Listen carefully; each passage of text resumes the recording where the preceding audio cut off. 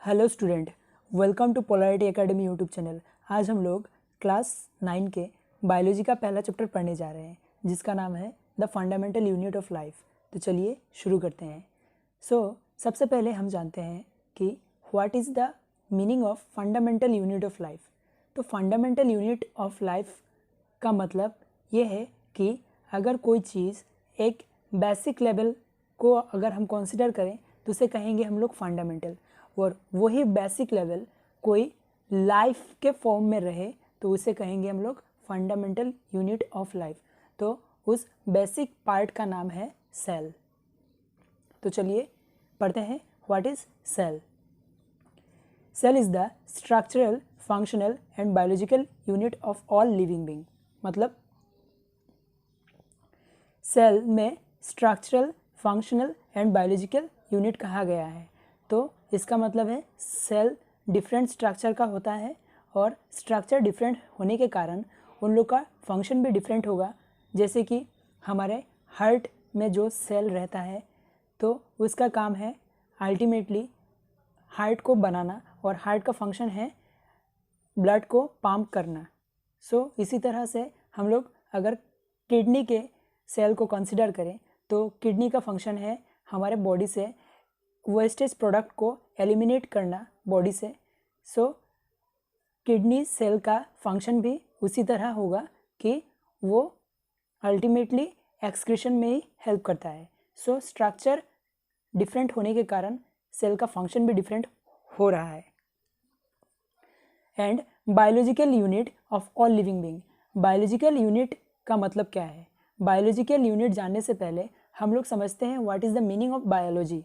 Biology is a scientific study of plant and animal body.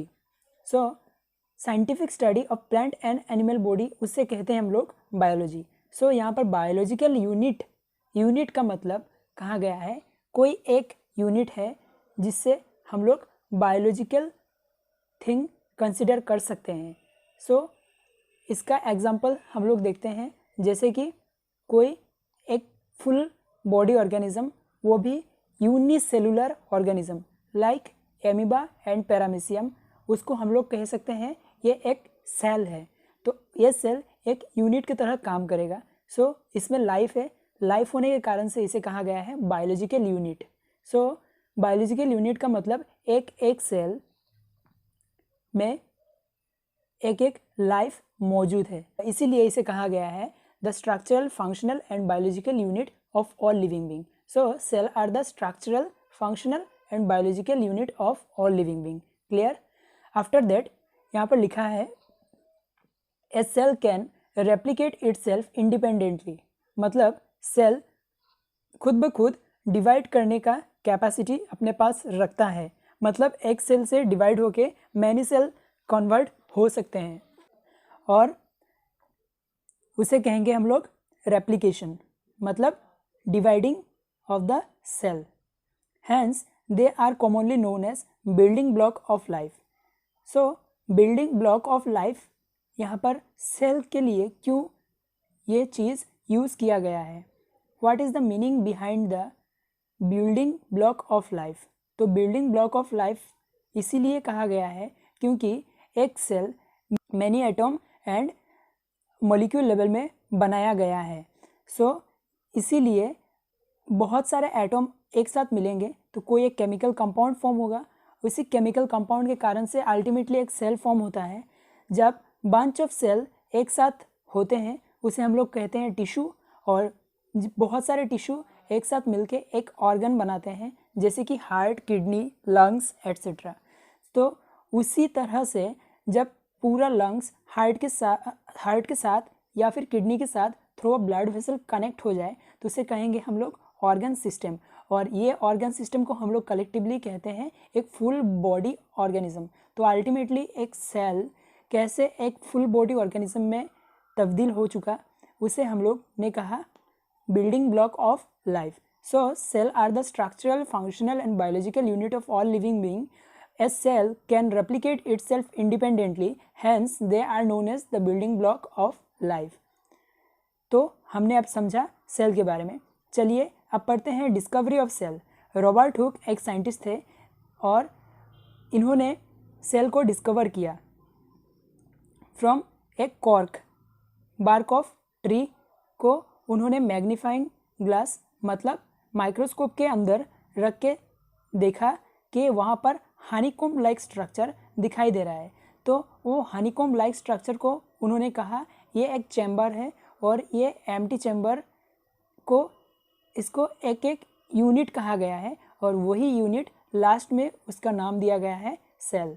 So Robert Hooke ने cell को discover किया था 1665 में। तो आइए जानते हैं कैरेक्टरिस्टिक्स ऑफ सेल।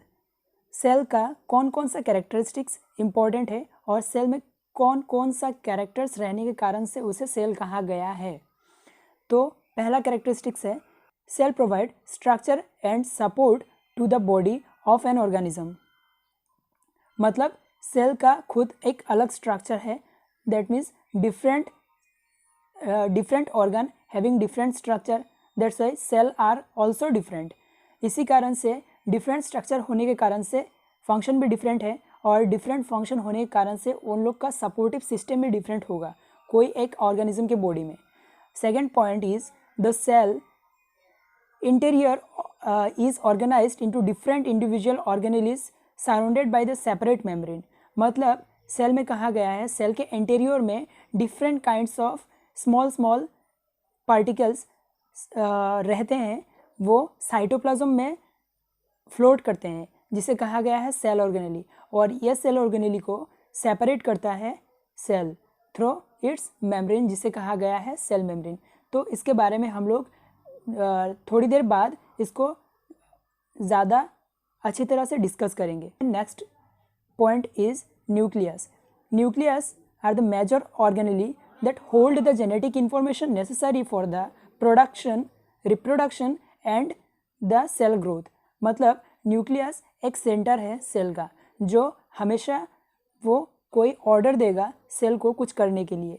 मतलब ये एक एडमिनिस्ट्रेटिव मैकेनिज्म की तरह काम करता है। मतलब ये एक सेल के अंदर बॉस बैठा हुआ है जो हर कुछ के लिए ऑर्डर देगा जो सेल के लिए इम्पोर्टेंट है। मतलब सेल हर कुछ वो सब चीज़ रेगुलेट करता है जो सेल के लिए ज़रूरत है। मतलब सेल को अगर डिवाइड करना है तो वो उसका ऑर्डर न्यूक्लियस ही उसे देगा, या फिर उसे ग्रोथ करना है तब भी वो देगा उसको, या फिर उसको डेथ करना है, मरना है तो उसका भी इंफॉर्मेशन न्यूक्लियस ही देगा। So nucleus hold the genetic information necessary for reproduction and growth.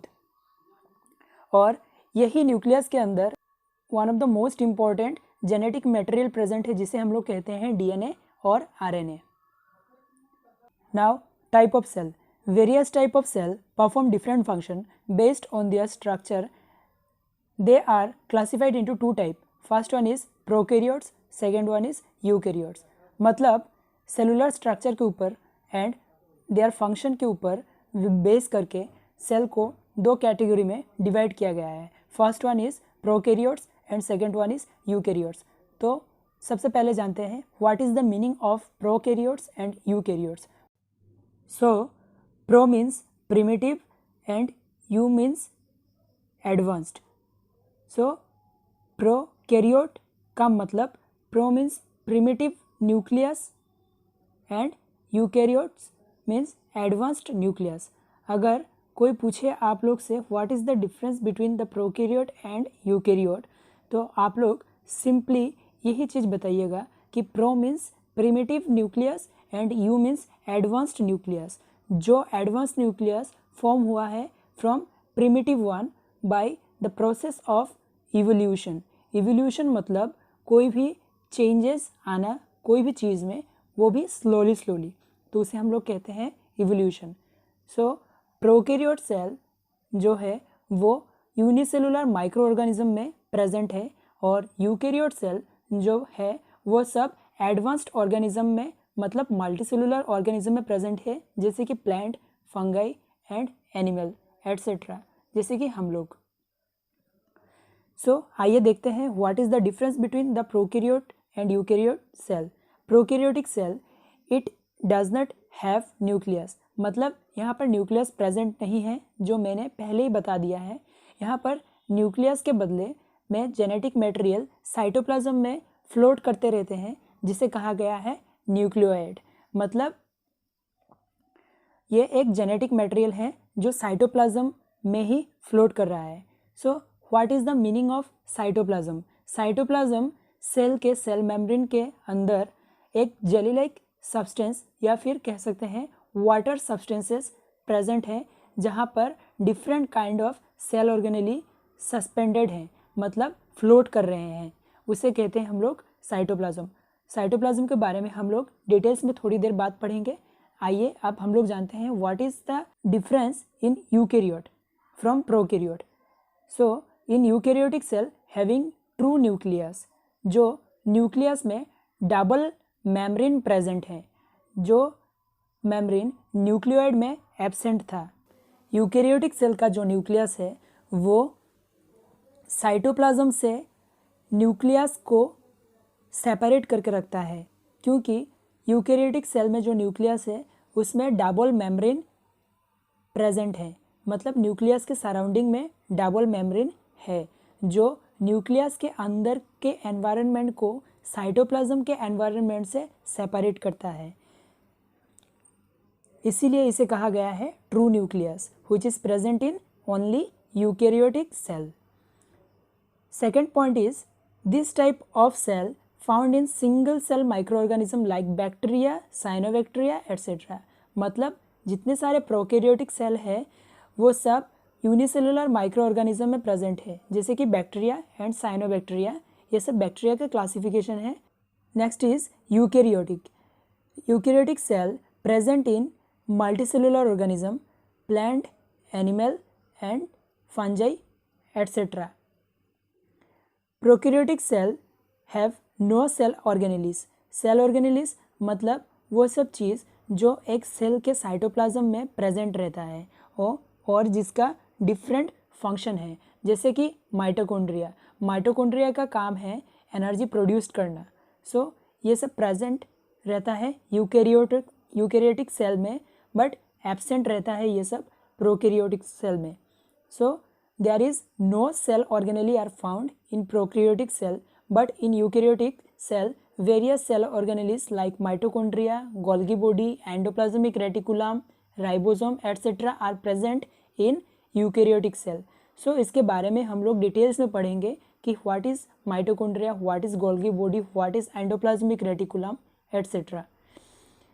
Fourth one is the size of cell is ranges from 0.1 to 0.5 micrometer in diameter, but in eukaryotic cell the size of cell are ranges from between 10 to 100 micrometer in diameter. So दोनों के size में भी difference है, जैसे कि prokaryotic cell का range है 0.1 to 0.5 micrometre in diameter and eukaryotic cell में इसका रेंज है from 10 to 100 micrometre in diameter. So आज के लिए इतना ही था फ्रेंड्स। तो चलिए अब हम लोग मिलते हैं नेक्स्ट क्लास में। आज के लिए इतना ही। Thank you.